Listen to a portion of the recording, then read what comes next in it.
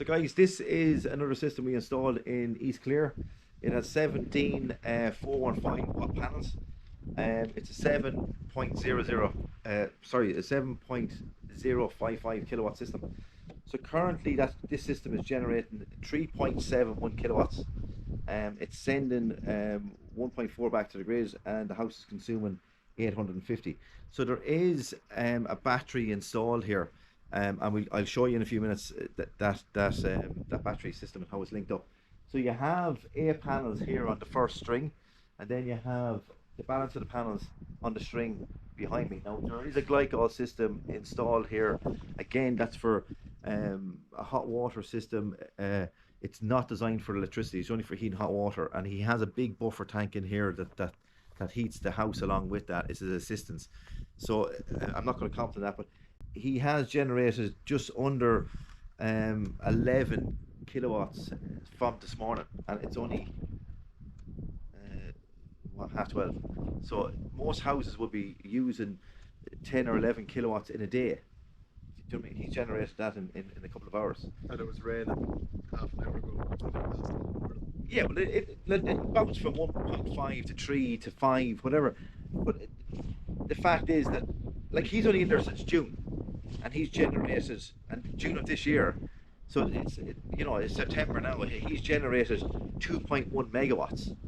So 2.1 megawatts. That system since June to date, if we were to store all that energy, okay, and then distribute it to all the houses in one day, it could initially run maybe 800 to 900 houses in one day. That's the amount of energy that's been produced there since June. So the systems do work, even in overcast. Now, every house is different. Some people would use more. This is only a metaphor, so to give you an idea of what the system is generating. A lot of people would look at it and think, whatever, solar panels might not work as well in Ireland with the change in weather. Do they need sunlight, or can they work off daylight? Both. Like, Ireland is Ireland. You know what I mean? You're going to have overcast for 50% of the year. So the more DC that you put on, the better. But you have to be careful. I get a lot of questions of people saying that they want 20 panels or 15 panels. The AC unit, the ESP are very clear on the NC6s that they can only put in a 5 kilowatt inverter. And a 5 kilowatt inverter can only hold a max number of panels. Now that is a kind of a good question, because you could put in 17 panels, which would be maxed on that size of inverter. But if you're going at different angles, say 3 or 4 different angles, north, south, east, west, whatever case is, you could initially put on 20 panels at that stage.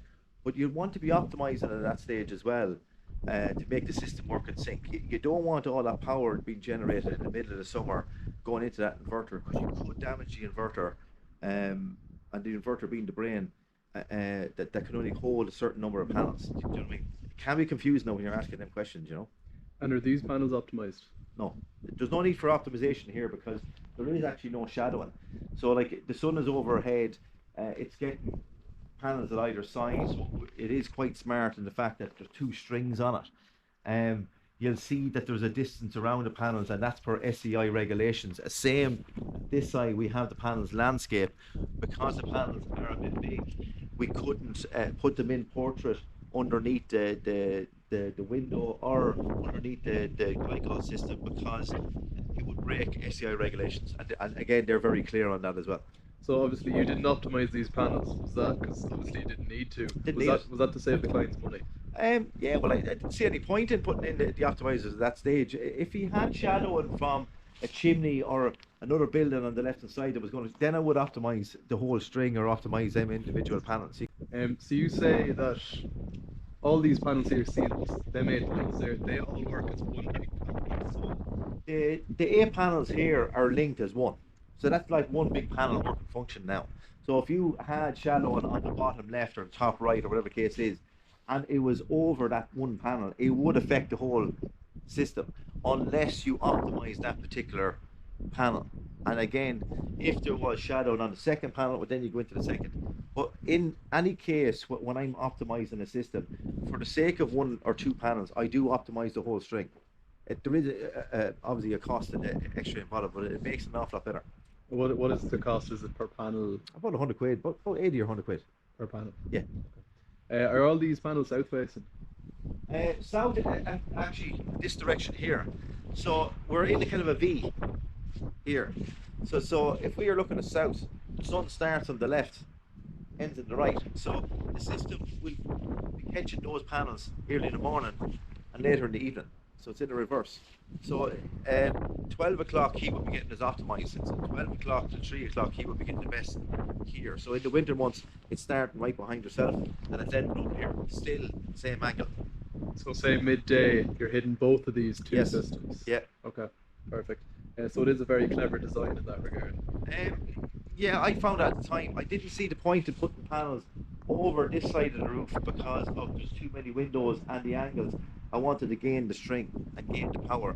Every time you divide the string, it looks like Tetris for a start, and then you have to optimize the string as well. Perfect. So will we go in now and have a look at the batteries? Yeah. This is the inverter, guys. This is a 5 kilowatt inverter. This is your 5.3 kilowatt eco battery.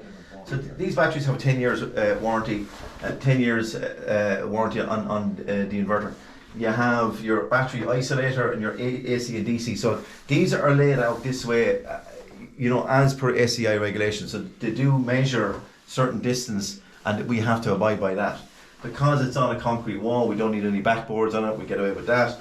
But the system is quite neat, and I like it. When we were outside, the app always has a delay, and that's something I want to make clear. So when you're looking at the app, it's never in real time. It's never at that second. There's usually about 4 or 5 minute delay in it.